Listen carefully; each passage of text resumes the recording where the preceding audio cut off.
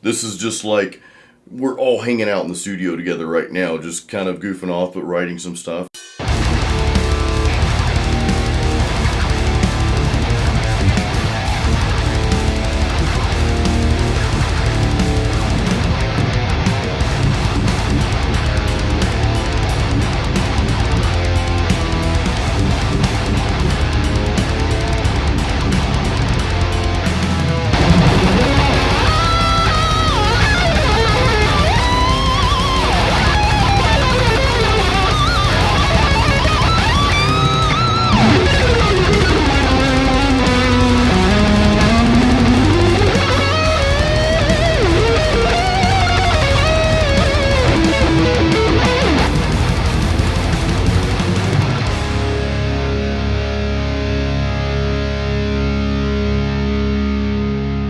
You guys know Brad Mater from Must Not Kill. I shouldn't say from Must Not Kill, like you started Must Not Kill. Yes, I did.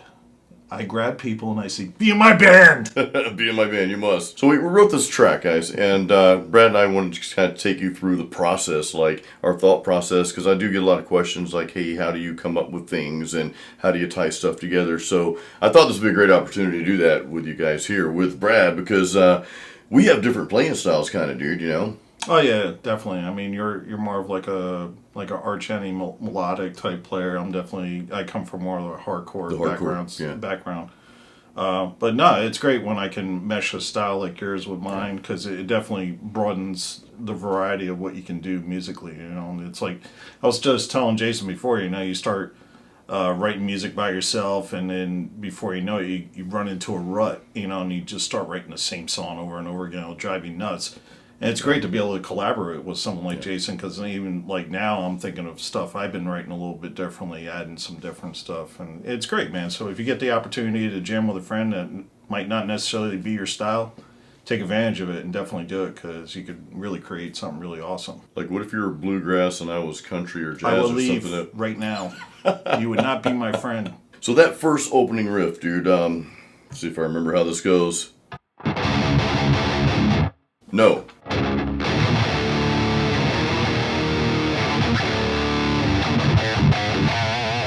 That was it.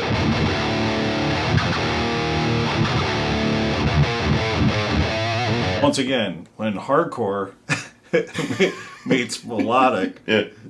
But see, it's like even the styles, it's like it keeps you on the game, because I'm more of a barcore player, and Jason can definitely do more like, you know, open end chords and stuff like that, some melodic stuff, and it really keeps you on your toes. So it's pretty cool. But when we first came up with this stuff, I came over and actually Jason had a lot of these riffs already, and what I just did was kind of rearrange some stuff. Like I heard that riff more in the beginning of the song we were writing. So, I mean, not necessarily a song, but I mean, we could definitely make that a song. We can make it, and we probably will. So, yeah. And that might be a future episode. Yeah, that might be a future episode for sure. Because we've been talking about it, so stay tuned for that. But yeah, so it helps when, you know, he had this stuff, and I said, hey, I hear this here. And it helps too when he's very open-minded for writing. So it's like, okay, let's try that. And it just, you know, that was the first riff, and it was chunky. So. And by the way, we are tuned to C sharp. Yep. Yeah, both guitars are tuned to C sharp standard. Because so they're my guitars. Yeah, which you guys saw a video on here several years ago. I know a lot of people are saying, well, Jason, you say you don't down tune, because I had this one video, reasons why I don't down tune. But then, of course, I do like to play in different tunings every now and then. And this, I don't know, this tuning, you've still got a very tight sound, but you've got some just evilness in there too. So, dude, this chord structure, like these power chords, we're playing kind of in one key, then just, and it's got that evil twist to it, man. Like, we're here.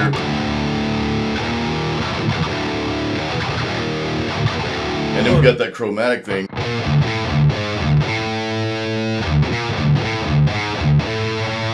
And if you ever want to get something more demonic, all you have to do is go up a half step, and it's like you go up a half step or a down step from what you're playing. So it's even like, you know, you hear a bit.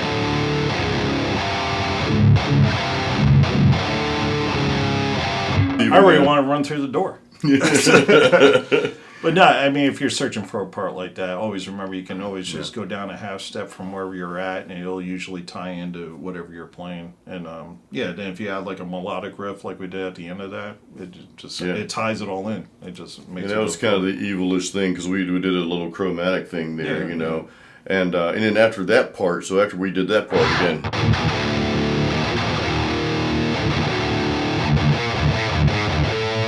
Now, towards the end there, I harmonized.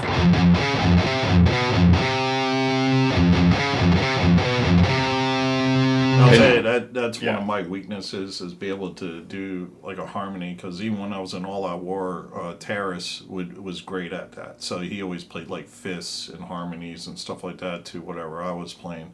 It sounds cool. But but then again, it was just like, it sounds so good. It's always great to be able to take a back seat and just be like, okay, I don't need to showboat at that point. You know, the song sounds great when he's doing it. Just do it. You know what I mean? And if you're open-minded with writing, you can write some killer shit. So. You only need to know your part anyway. So if just you're not know your role and shut your hole. Yeah. There's a T-shirt, man. There you go. But then after that, we completely kind of change keys and we go into this.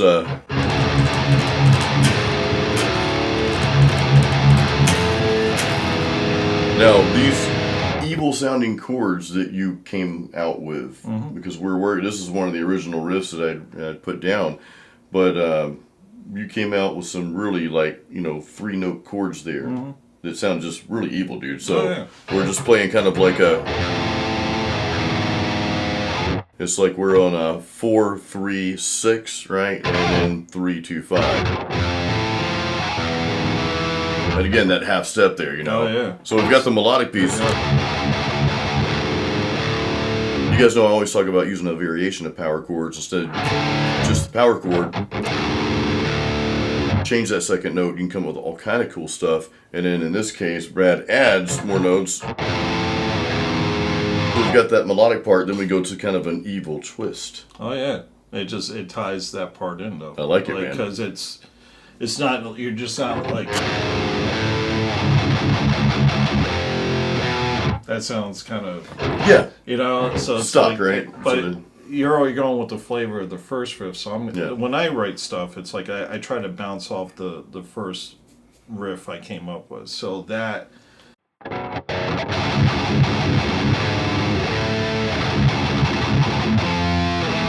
just made more sense.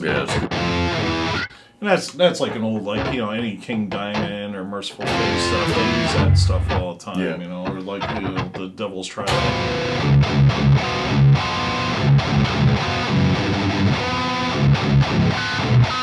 Thank Tony Iommi for that one. That's right, dude. Yeah, he did those all the time. You know? And you were actually skipping that A string there, weren't you? You were. So I was playing the 3 strings, but you were skipping over that string, I believe, and just playing the 2 notes, if I'm not mistaken. So while I'm doing this, you're playing. What were you playing exactly? Oh no, I was playing it. I was more emphasizing on the D. Gotcha. Okay. So I hit a harmonic on the D sliding down. We played the same thing, but kind of different ways, just by the way your approach, and that's a cool thing to combine together, man. And a good thing to remember too, I hate occupying the same frequency. So there's 2 guitar players, let 2 guitar players sound, you know, a little bit different. It's like, if you have 2 guitar players in a band, you shouldn't both be using Mesa Boogie dual rectifiers. You know, it's, I mean, I like that. Because especially at the same tune, it'll just start sounding like a wall of just noise. And that was my problem. We talked about other episode about down tuning so much when you get into B or A's or stuff like that. If you're occupying the same frequency, and you've seen local bands do it, it just sounds like mud.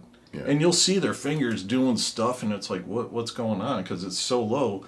But you take a band like Cannibal Corpse, they know how to, you know, change their frequency so much that Rob's playing something, and Eric Rutan's playing something. And Eric Rutan's just blending. knows sound for being in a studio too, so they're probably using different, you know, tube screamers and all that shit just to give them different frequencies, and it sounds great. Plus, you've got a sound guy too. I mean, it helps. That helps. That does. You got a pro sound guy back there, man. That helps a lot, dude. But you know, even in my band, I like to have, I'm the only guitar player, but I like to have Aaron have free reign to do whatever he wants. Your So bass is we're not yeah. right. So we're not occupying the same frequency, and it gives him time to shine. So. Well, that's a very good point, man. I remember you and I watching a band, and of course I won't name the band because I don't want to. I will. we're both looking at each other. We're like, because we just had this conversation and we're watching this band, and they were great. Death metal band, got the growls. But they were, I don't know if they were playing 7-string or if they were just tuned to B or whatever. But you and I both were like, yeah, we see the fingers all over the place, but I can't hear what. And I can't blame that on the sound person because you guys, when you played, the sound was phenomenal. It's like, okay. Well, it's us. Well, of course. Brad's the only guitar player. No, well, that's it. Because we had that conversation before, and then we went and saw the band. We just talked about it, yeah. Right, and I just pointed at him. I said, "See what I mean?"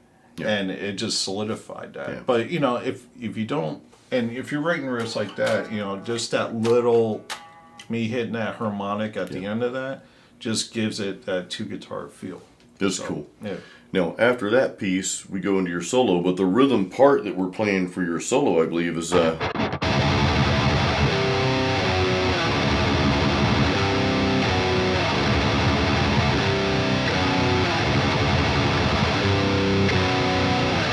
little bit of thrash metal-y kind of thing going on there, But it's still bouncing off those first 2 riffs. Yeah. It has that same kind of structure to it. So, but yeah, and for me, just being in that key was easier for me to do my thing. So, right. So. And I'm all for that.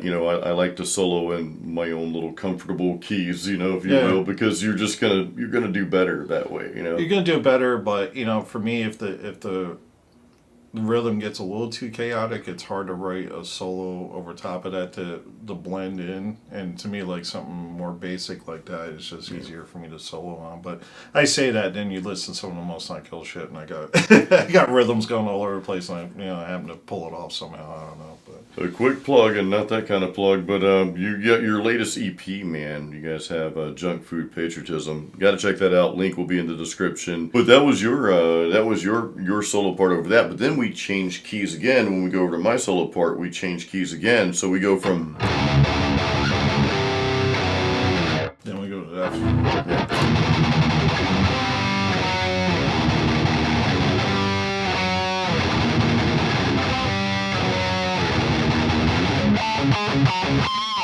That's right, yeah. And we change keys, but then change keys right on the very end of it. And that's just something like, it technically doesn't really fit, but this is death metal, man. It's just like extreme metal. You make it fit black metal. So and it grabs your attention because, why do a solo when you have 2 guitar players in the same key of E? It's like, okay, let's jump up the F sharp, and then let Jason ride on it. And it's great because he's a different solo. Technique is a lot different than mine, and then a lot cleaner. But sometimes after like 91 takes, it's cleaner. Yeah, he gives himself 90. He gives me one. Give Brad one take. But then I get to have all the takes. I want to do that again. He's like, no, you're done. I mean, look at his arms. I can't argue with that. Mine are this big. His are like freaking basketballs there. So it kicks me out. I gotta leave. That never kicked Brad out. But then we end on something really cool, man. After the solo part, dude, you came up with this really cool kind of a chromatic-y riff at the very end. Ascending. Yeah, something like a.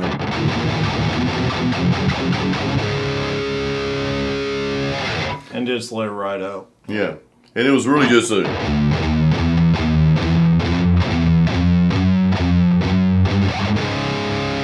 But I think we played power chords. I don't know if I did that or I went. I think I did that and you did power chords. I think, I know we played something different. Yeah, so there's another little, I mean, it's very subtle, but I did do that. I just did one finger over the E and the A string. That's right. Well, I'm doing.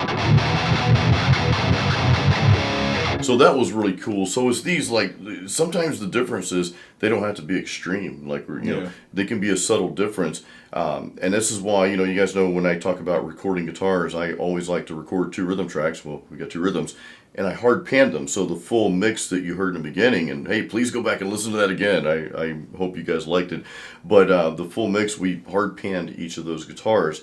And you have those little nuances between a lot of things, man. We're playing some different things. Our styles are a little bit different, you know. And in writing these things, we're kind of combining, like in my melodic style, and you've got your extreme, like, in your face style. So we just blended those together, and this is what we came up with. So yeah, it was fun. It was a lot of fun. It was a lot of fun, dude. Yeah. I want to give a shout out real quick to our good friend Drew from the Drinking with Drew show, and that's who we did the song for. So Drew, dude. Drinking with Drew, that's what we do. Yeah. So a lot of other YouTube stuff in the description of this video here. You know, you and I are both on the show. And we're the stars of the show, kind of. Maybe I am, maybe you are. I don't know, but we'll share equal billing. Yeah. Pajama Joe's the real star of this show, yes, or we should say Laura. Laura's the star. Well, she deals with us. Yeah, Drew's woman is the star. Anyway, Drinking with Drew show, guys. This is Tampa Bay's #1 podcast. So we have the honor of being on there and just kind of goofing off and having a great time with our good friend Drew. But we wanted to write a piece of music, you know, for that segment. And he uses one of my songs for one segment, and then You Guys Must Not Kill wrote the intro song to the show as well. So that was pretty cool, man. Yeah, it's great when you get inspired to do something, and for someone as cool as Drew, you know, I'm not saying that because we're on his show, but I mean, he's actually a shirt off his back kind of guy. He really is, yeah. And when he needed that intro, I said, I already have it, because you know, it was pretty easy. I was just thinking, Drinking with Drew, that's what we do. And Tom came up with that, you know, lyric he just repeats and loves to scream for any apparent reason. Yeah, it was quick and easy, just like this. We put this together. It was like done in like an hour. It was, it was one night, man. You know, Brad, he comes over. I had to feed him first, and then we come up to the studio and work for food. Yeah, work for food. Yeah. We have a beer or two, and we just crank it out, man. So we have a lot of fun doing it. But all that to encourage you guys, if you get the chance, or I should say when, not if, when, you know, make it happen, guys. Jam with other people, man. It's so much fun. It's just so much cool things can come out of that when you jam with other people and combine your style with someone else's. It's challenging, too. It's challenging at the same time, and it just kind of gets you out of that box. If there's anything that gets you out of the box, jamming with other people. So we've got some boxes are nice, but some I mean, boxes other, are nice, you know, I don't know. But no, and we're not. I mean, this isn't really high-tech stuff we're doing this on. I mean, it's literally phones. He's got a microphone. He's got a laptop from like 2015. So literally, there's no excuse why you guys can't get some plugins, a little interface, and let it rip. I mean, literally, it's that simple to do it. And real quick, Bogren Digital, thank you guys. So the plugins we're playing through is actually from Bogren Digital. You guys saw my video stuff, on that. Man. Yeah, really cool stuff, man. It's the BDH amp knob. You guys saw my video on that a while back, and I've been using those like crazy. It's literally the second best plugin I've ever played on. Because cool. Like normally I hear like the dryness of the digitalness. This one is so simple to use. I mean, literally, it's a volume knob. You just crank it up, and they have different, you know, like about 4 different variances of that head, right? It's really they've got, I think, 3 different. You know, they've got the old. We were playing through the old school 5150, right? Yeah. They've got a 6505 variant and the newer EVH. So it's cool stuff. So yeah, this particular video is not sponsored. But I am working with Bogren Digital on some things, so... Yeah, great stuff, guys. Yeah, really good stuff, guys. Thank you. Brad, thank you for coming over, man. Oh, thanks, man. Keep watching, keep subscribing, and check out my stuff. Check out his stuff. Drink with Drew show. I want to plug my buddy up in New York with the Rock Fantasy Files. Check him out. It's awesome. Everybody that we had dinner with, Death Metal Dave, he's doing the metal museum thing finally. Yeah. If you're in the Tampa Bay area, make sure you check that out. It's going to be a good time, man. That's right. We had a huge dinner last night, man. It was the Brandon Brothers of Metal, I think, had called it. The guys from Sire and Eddie Bourne, you know him. He's been on the channel. Doug Lee was there. Man. It's very cool. Frank Headbanger from FHM Records. Yeah. It's like a dinner with royalty. It was, man. But guys, check out all the other videos I have in the description here. There's a lot of stuff for you to watch and catch up on and keep you busy for a while.